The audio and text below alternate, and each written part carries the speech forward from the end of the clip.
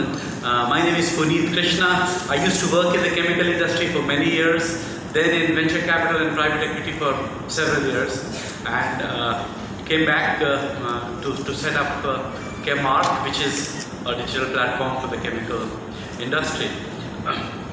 Now, digital has changed our lives, has been said many times, and we know that. The only thing I want to add is that, look, these technologies are exponential technologies. These are not incremental growths. They improve things by 1,000 times. And they grow things by 1,000 times. They reduce costs by 1,000 times. They miniaturize things by 1,000 times. So you can imagine the impact it has. So, as we all know, but just to reinforce, that these technologies are affecting our lives and will continue to affect our lives because these changes are continuing to happen. The one spectacular development from this digital paradigm has been the development of the platform model. It's been said about Airbnb, but not only Airbnb, I mean, all the top businesses are a platform. Apple became a platform with iTunes. Google is a platform. YouTube is a platform. Facebook is a platform. Airbnb is a platform. Just look at the top 5 businesses, you'll think that they're all platforms. So obviously there is some substantive merit in the platform business. So that's in the B2C or in the consumer-facing businesses. In the business-to-business area, Alibaba is, of course, one spectacular success story. But that really scrapes the surface. It's the tip of the iceberg for business to business because it addresses one thing. When you're looking for a new vendor, you can go to Alibaba and you can find several vendors there. And for the supplier side, he gets a lead, he finds a new customer. How many times do we look for a new vendor?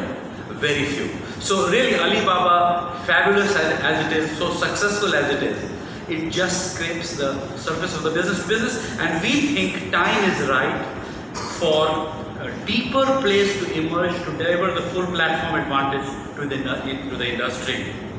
So let's first understand, what do we do now? How do we deal with business today? We call it the pipeline business model. In this, we have a seller or a provider. We have a buyer, which is the receiver. And then we have these things we share: information, expertise, documents, ideas. When we share these, we take decisions. And after that, there is flow of goods, services and cash. All this happens in pipelines.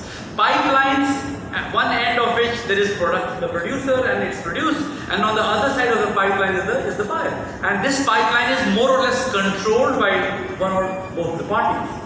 But it's just a pipe, and you can have just as many pipes as you can have. So like in this diagram, you can see that this guy has 3 pipes, somebody has 4 pipes, 5 pipes, and so on. The way to grow your business would be to grow the number of pipes or to grow the size of the pipe. So you push more from the same pipe. Both very difficult, very expensive. The problem is there is no other way unless we have a viable platform. You can do nothing, and this is how actually business has been done in the last 5,000 years. Ever since humanity started and business started getting done, this is how it has been done. Only that earlier people moved on horses, now they move on planes or cars. Earlier they wrote on leaves, now they write emails. Earlier they moved in goods, moved in boats, today they move in ships or whatever, but fundamentally businesses remain like this. It was a pipe. And the bigger players have more pipes, wider pipes and so on, but this was it. Now, just imagine what digital technologies can do in the platform model. This remains the same. Let's say the business will fundamentally remain the same, but imagine all those players in the past, like these guys, were on one single platform. Then you see how miraculously the interactions can change. Instead of one person connecting with 3 or 4 or 5, he can connect with an infinite number of people. Of course, he may not want to, and he doesn't have to.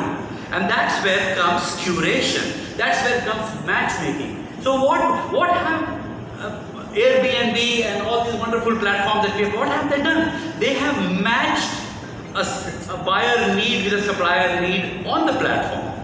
But the efficiency of that improves substantially, and the scalability improves substantially. And just looking at it, I mean, there is probably no need for any explanation. It's a no-brainer. It's a self-explanatory factor that a platform can completely transform the business in many ways, and it's vastly superior to the pipeline business. So wherever the platform comes, the pipeline loses out, which is why Airbnb has the market cap that it has versus the others which are still continuing to be on the pipeline. Now, clearly there is implication for this for all industry, also the chemical industry. So the chemical industry needs to think how to transform its business model to a platform. Very quickly, why do they deliver platform?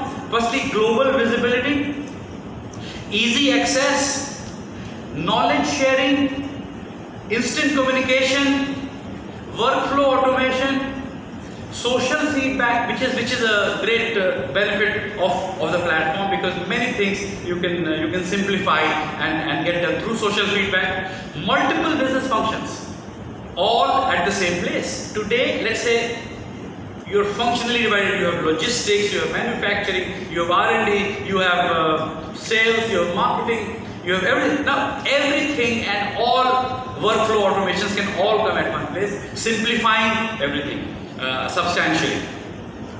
Why do platforms add value? Because they, in the pipes there are gatekeepers. The gatekeepers within the organization and outside the organization. So those people have no role, and therefore it brings huge efficiencies. New sources of values are unlocked, and supply system changes. I would say that if you're only focusing on the factories and your operations to supply chain, I'm telling you, platforms are going to disrupt that. Possibly your manufacturing units are going to become assets for the platform. Rather than that, of course, you will derive the value being the owner of that asset. But the fundamental, manufacturing operations, they'll be fundamentally, I think the role will be fundamentally changed from the way it is. It will remain very valuable and very important and everything, but the role will change. Then database tools to create community feedback from the outside, and most importantly, it inverts the firm from inward to outward. Most of us are looking inside. Most of our databases are ERP reports of various kinds and which are very useful.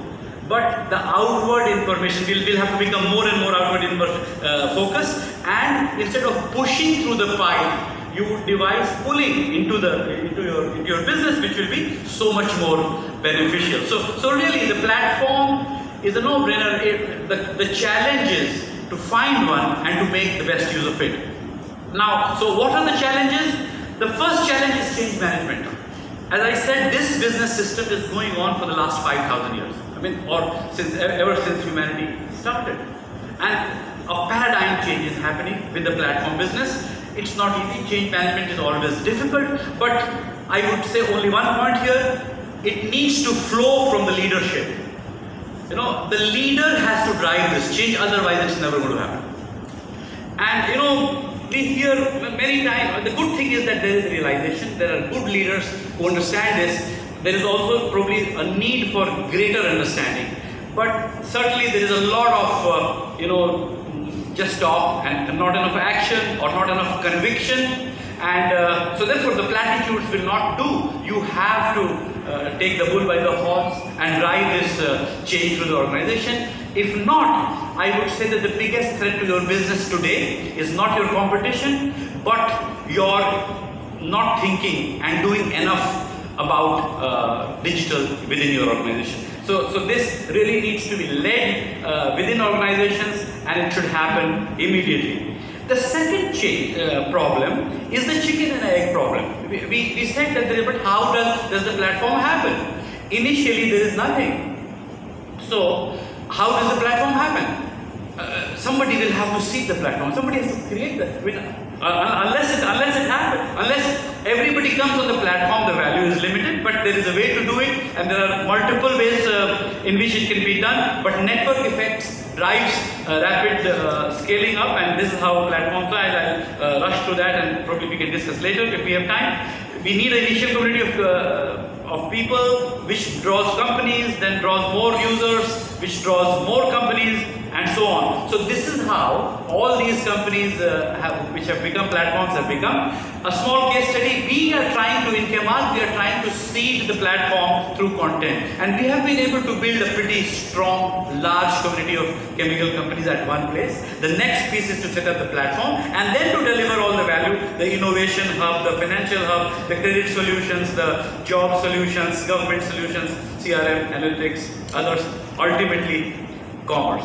So basically, before ending, I had the chance to listen to Dr. Mashelkar this morning. He is always outstanding, and I want to close with something he said. That he was saying that he doesn't like people to leapfrog, and why is that? Because he said that the frog leaps because he thinks he's in danger, so he wants to jump to safety. He said that instead of leapfrogging, we should pole vault.